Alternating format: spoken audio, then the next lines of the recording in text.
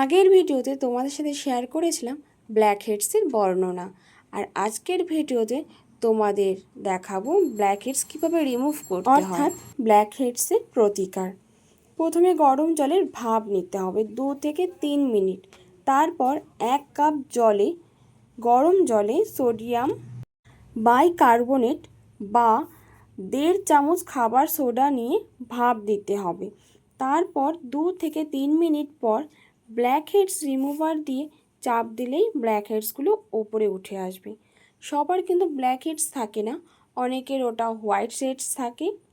তোমরা এইভাবে করতে পারো, তাহলে কিন্তু তোমাদের ব্ল্যাক হেডস বা হোয়াইট হেডস কিছুই থাকবে না। সামনেই পুজো এসে গেছে, তোমরা যদি কেউ কোনো ট্রিটমেন্ট করাতে চাও, অর্থাৎ facial, hair spa, pedicure, manicure, waxing, detan, যে যা করতে চাইছো অবশ্যই কিন্তু আমার সাথে কন্ট্যাক্ট করো।